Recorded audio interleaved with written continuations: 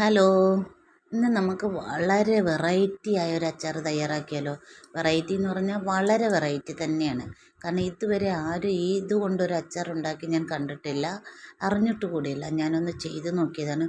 പക്ഷേ ഇത്രയും ടേസ്റ്റി ആവുമെന്ന് ഞാനും കരുതിയതല്ല. എന്താണെന്ന് വെച്ചാൽ ഇതാണ്. നമ്മുടെ നാട്ടിൽ ഇതിനെ ബംബ്ലീസ് എന്നാണ് പറയുന്നത്. ഓരോ സ്ഥലത്തും ഓരോ പേരായിരിക്കും. മറ്റുള്ള നാട്ടിൽ എന്താണ് ഇതിന് പറയുന്ന പേരെന്ന് എനിക്കറിയില്ല. ആ ബംബ്ലീസിൻ്റെ പുറംതോല് കളഞ്ഞിട്ട് ഇതേപോലെ തന്നെ ഓരോ ഇതളായിട്ട് നമുക്ക് അടർത്തിയെടുക്കാം. ഓറഞ്ച് അല്ലികൾ അടർത്തിയെടുക്കുന്നത് പോലെ ഇതുപോലെ അടർത്തിയെടുക്കുക. ഇതിൻ്റെ ഈ പുറത്ത് കാണുന്ന ഈ വെളുത്ത സ്കിൻ ഭയങ്കര കയ്പ്പാണ്. അത് നമുക്ക് കഴിക്കാൻ ഭയങ്കര ബുദ്ധിമുട്ടായിരിക്കും. ഇതിന് ഞാൻ എന്താ ചെയ്യുന്നതെന്ന് വെച്ചാൽ ഒന്ന് ആവി കയറ്റി എടുക്കുകയാണ്. ഇഡ്ഡലി തട്ടിൽ കുറച്ച് വെള്ളം വെച്ചിട്ട് ആ ഓരോ ഇതളുകളും പറക്കി വയ്ക്കുക. പറക്കി വെച്ച് നമുക്കൊന്ന് ആവി കയറ്റിയെടുക്കാം. ആവി കയറ്റിയെടുക്കുമ്പോൾ ഇത് കുറച്ചുകൂടെ ടേസ്റ്റി ആവും. അതിനാണ് ആവി കയറ്റുന്നത്. ഞാൻ ഒരു ബംബ്ലീസാണ് എടുത്തത്. അതിൻ്റെ മൊത്തം ഇതളുകൾ അടർത്തിയെടുത്തിട്ട് ഞാൻ ഇതുപോലെ ആവി കയറ്റാനായിട്ട് വെച്ചു. ഒരു 10 മിനിറ്റ് മതിയാവും ആവി കയറുന്നത്. വെള്ളം തിളച്ച് ആവി വന്ന് 10 മിനിറ്റ് ആകുമ്പോൾ ഇതുപോലെ കളർ ചേഞ്ചായി ഇങ്ങനെ ഇരിപ്പുണ്ടാവും. ഇതിനെ നമുക്ക് തണുക്കാനായിട്ട് വെക്കണം. അത് തണുക്കുന്ന സമയത്തേക്ക് നമുക്ക് കുറച്ച് പുളി വെള്ളത്തിലിടാം.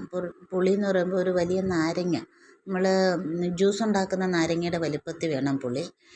ആ പുളിയും എടുത്തിട്ട് ഒരു 100 ഗ്രാം വെളുത്തുള്ളിയാണ് ഞാൻ വൃത്തിയാക്കി എടുത്തത്.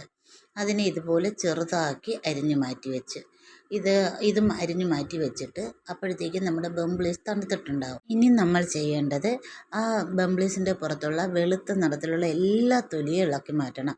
അല്പം പോലും തൊലിയോ അരിയോ ഇരിക്കരുത്. നല്ല കയ്പ്പായിരിക്കും അതിന്.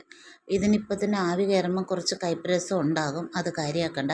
നമ്മുടെ അച്ചാറിൻ്റെ എല്ലാ ചേരുവകളും ചേരുമ്പോൾ അതിൻ്റെ കയ്പ്പൊക്കെ മാറി ഭയങ്കര ടേസ്റ്റിയായി മാറും. ഇതിനെ ഞാൻ ചെറുതായിട്ട് ഒന്നുകൂടെ ഒന്നങ്ങ് മുറിച്ചിട്ട് അതിലേക്ക് ആവശ്യമായ ഉപ്പ് ചേർത്ത് ഒന്ന് ഇളക്കി അങ്ങോട്ട് മാറ്റി വെച്ചു. എന്നിട്ട് പിന്നെ കുറച്ച് ഇഞ്ചി, ഒരു കുറച്ച് മതി, ആ ഇഞ്ചി ഒന്ന് ചതച്ചെടുത്ത് വെക്കുക. ഇഞ്ചി ചതച്ച ആ മിക്സിയിൽ തന്നെ നമ്മൾ കുതിർക്കാൻ വെച്ച പുളീനെ അരച്ചെടുക്കണം. നല്ല പേസ്റ്റായിട്ട് അരച്ചെടുക്കണം. ആ പുളി കുതിർത്ത വെള്ളം തന്നെ ഒഴിച്ച് നമുക്ക് അരച്ചെടുക്കാം. ഇതേ രീതിയിൽ ഇങ്ങനെ അരച്ചെടുക്കണം. അതങ്ങോട്ട് ഒരു സൈഡിലോട്ട് നമുക്ക് മാറ്റി വയ്ക്കാം. മാറ്റി വെച്ചിട്ട് 1 സ്പൂൺ ഉലുവയും 1 സ്പൂൺ കടുവും കൂടെ നന്നായിട്ട് വറുത്തിട്ട് അത് തണുക്കുമ്പോൾ നമുക്കതിനെയും ഒന്ന് മിക്സിയുടെ ജാറിലിട്ട് ഒന്ന് പൊടിച്ചെടുത്ത് വെക്കണം. ആ പൊടിയും കൂടെ നമുക്കങ്ങോട്ട് തയ്യാറാക്കി മാറ്റി വയ്ക്കണം. അതും പൊടിച്ചു വെച്ചു. അപ്പോഴത്തേക്ക് നമ്മുടെ ചേരുവകൾ ഏറെക്കുറെ ആയിട്ടുണ്ട്. ഇനി പോരാത്ത ചേരുവകൾ ഇതിൻ്റെ കൂടെ വരുമ്പോൾ നമുക്ക് ചേർത്ത് കൊടുക്കാവുന്നതാണ്. ഇനി നമുക്ക് ഒരു പാൻ അടുപ്പത്ത് വെച്ച് ചൂടാക്കാം. ചൂടാകുമ്പോൾ അതിലേക്ക് നമുക്ക് നല്ലെണ്ണ ഒഴിക്കാം. നല്ലെണ്ണ തന്നെ ഒഴിക്കണം, അച്ചാറായതുകൊണ്ട്. എന്നിട്ട് നമുക്കതിലേക്ക് 1 സ്പൂൺ കടുകും 2 വറ്റൽമുളകും കുറച്ച് കറിവേപ്പിലയും കൂടെ മൂപ്പിച്ചിട്ട് ഇങ്ങനെ മൂത്ത് വരുമ്പോൾ നമ്മൾ ആദ്യം അതിലേക്ക് വെളുത്തുള്ളി ചേർത്ത് കൊടുക്കുക. അരിഞ്ഞു വെച്ചിരിക്കുന്ന വെളുത്തുള്ളി ചേർത്ത് അതിനെ ഒന്ന് വഴറ്റണം. ഇളം തീയിലിട്ട് വഴറ്റിയെടുക്കുക. കരിഞ്ഞു പോകാതെ അതൊന്ന് മൂക്കണം. അത് ഏകദേശം നല്ല മൂപ്പായി വരുമ്പോൾ ഈ പരുവമായി വരുമ്പോൾ നമ്മുടെ ഇഞ്ചി അതിലേക്ക് ചേർത്ത് കൊടുക്കുക.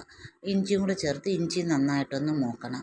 അത് മൂത്ത് വരുമ്പോൾ പിന്നെ നമുക്കിതിലേക്ക് നമ്മുടെ മസാലയാണ് ചേർക്കേണ്ടത്. മസാലയ്ക്ക് അല്പം മഞ്ഞൾപ്പൊടി ചേർക്കുക. എരിവിന് ആവശ്യമായ മുളക് പൊടിയും പിന്നെ കളറിന് കാശ്മീരി മുളക് പൊടിയും കൂടെ ചേർക്കുക. ആദ്യം നമുക്ക് ഈ മസാലകൾ മാത്രം ചേർത്താൽ മതി. അതിനെ ഒന്ന് ചേർത്ത് അതിനെ നന്നായിട്ട് അതിൻ്റെ പച്ചമണം മാറ്റി ഒന്ന് വഴറ്റിയെടുക്കണം. നന്നായിട്ട് വഴറ്റിയെടുക്കുക. അതിൻ്റെ പച്ചമണം മാറി കിട്ടുമ്പോഴേക്ക് നമുക്ക് പിന്നെ ഇനി അതിലേക്ക് ചേർക്കേണ്ടത് നമ്മൾ പുളി അരച്ച് വെച്ചിട്ടില്ലേ, ആ മിക്സിയിൽ അരച്ച് വെച്ചിരിക്കുന്ന പുളിയാണ് ചേർക്കേണ്ടത്. ഇത് പച്ചമണം മാറാനായിട്ട് നമ്മൾ സിമ്മിലിട്ട് തന്നെ ചെയ്യണം. ആ പുളി അതിൽ ചേർത്തിട്ട് മിക്സിയുടെ ജാറിൽ ഒരല്പം വെള്ളവും കൂടെ ചേർത്തിട്ട് നമുക്ക് ആ പുളി കംപ്ലീറ്റ് അതിൽ നിന്ന് കലക്കി ഇതിലേക്ക് ഒഴിച്ചു കൊടുക്കാം. ഇവിടെ കുറച്ച് ഗ്രേവി ആയിട്ട് നമുക്ക് വരും. ആ ഗ്രേവിക്ക് ആവശ്യമായ ഉപ്പും കൂടെ ഈ ഘട്ടത്തിൽ ചേർത്ത് കൊടുക്കണം. നമ്മൾ ബംബ്ലീസിന് ആവശ്യമായ ഉപ്പ് അപ്പോഴും ചേർത്തിട്ടുണ്ട്. ഇത് ഈ ഗ്രേവിക്കുള്ള ഉപ്പാണ് ചേർക്കുന്നത്. ഇനി പോരാത്ത ഉപ്പ് നമുക്ക് ലാസ്റ്റിൽ ചേർക്കാം. ഇതിങ്ങനെ തിളച്ച് വരുമ്പോഴത്തേക്കും നമ്മുടെ ബംബ്ലീസ് അതിൽ ചേർത്ത് കൊടുക്കാം. ബംബ്ലീസ് ചേർത്തിട്ട് നമ്മൾ അതിനെ ഫ്ലെയിം സിമ്മിലോട്ട് മാറ്റിക്കൊണ്ട് തന്നെ നന്നായിട്ട് ഇളക്കി ചേർക്കുക. നന്നായിട്ട് ഇളക്കി ചേർക്കുമ്പോൾ ബംബ്ലീസ് അതിൻ്റെ നമ്മൾ ചെറിയ കഷ്ണങ്ങളാക്കി ഇട്ടത് നമുക്കിതുപോലെ സ്പൂൺ കൊണ്ട് ഒന്ന് ഉടച്ചു കൊടുത്ത് അതങ്ങ് അപ്പോഴത്തേക്കങ്ങ് മിക്സായി വരും. നല്ല രീതിയിൽ അങ്ങ് കുഴഞ്ഞു വരും. ഈ രീതിയിൽ നന്നായിട്ട് കുഴഞ്ഞ് ഫ്ലെയിം സിമ്മിൽ തന്നെ കിടക്കണം. കാരണം നമ്മൾ കൂടുതൽ ഗ്രേവി ഇല്ലാത്തതിന് തിക്കായിട്ടാണ് വരണത്. അങ്ങനെ ഗ്രേവി എല്ലാം ഇങ്ങനെ കുറുകി വരുമ്പോൾ നമ്മൾ പൊടിച്ചു വച്ചിരിക്കുന്ന കടുകും ഉലുവായും കൂടെ പൊടിച്ചത് അതിൽ ചേർത്ത് കൊടുക്കാം. എന്നിട്ട് കുറച്ച് ശർക്കര ചുരണ്ടിയത് അതിൽ ചേർത്ത് കൊടുക്കണം. എന്തിനാണെന്ന് വെച്ചാൽ ഇതിൻ്റെ ടേസ്റ്റ് ബാലൻസ് ചെയ്യാനാണ്. ബംബ്ലീസിന് കുറച്ച് കയ്പ്പ് അതും ഈ പുളിയും എല്ലാം കൂടെ ഒന്ന് ടേസ്റ്റ് കിട്ടാനായിട്ട് അത്രയും നമുക്ക് ശർക്കരയും കൂടെ ചേർത്ത് കൊടുക്കണം. ചേർത്ത് കൊടുത്ത് ഇളക്കി എടുക്കുമ്പോഴത്തേക്കും നമ്മുടെ ബംബ്ലീസ് കൊണ്ടുള്ള അച്ചാർ റെഡിയായി വന്നിരിക്കും. എന്താ ഒരു മണമാണെന്നറിയാമോ ഇത് റെഡിയാക്കി വരുമ്പോൾ. ഇനി നമുക്കത് തണുക്കാൻ വെച്ചിട്ട് തണുക്കുമ്പോൾ നമുക്ക് ഒട്ടും നനവില്ലാത്ത ബോട്ടിലാക്കി അടച്ച് നമുക്ക് ഫ്രിഡ്ജിൽ സൂക്ഷിക്കാവുന്നതാണ്. ഏകദേശം 1 വർഷത്തോളം ഇതിന് യാതൊരു കേടുമില്ലാണ്ടിരുന്നോളൂ. നമുക്ക് ആവശ്യത്തിന് കുറേശ്ശെ എടുത്ത് പുറത്ത് വെച്ചാൽ മാത്രം മതി. ബംബ്ലീസ് കിട്ടുകയാണെങ്കിൽ നിങ്ങൾ ഇങ്ങനെ ഒന്ന് അച്ചാർ തയ്യാറാക്കി നോക്കിയേ. ഒരു പ്രാവശ്യം ചെയ്ത് നോക്കിയേ. എന്ത് ടേസ്റ്റും മണവുമാണെന്നറിയാമോ.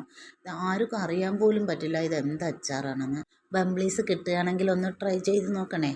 വീഡിയോ ഇഷ്ടമായെങ്കിൽ ലൈക്ക് ചെയ്യാൻ മറക്കല്ലേ. സബ്സ്ക്രൈബ് ചെയ്യാത്തവർ ചെയ്യണേ. ഷെയർ ചെയ്ത് ഒന്ന് സപ്പോർട്ട് ചെയ്യണേ.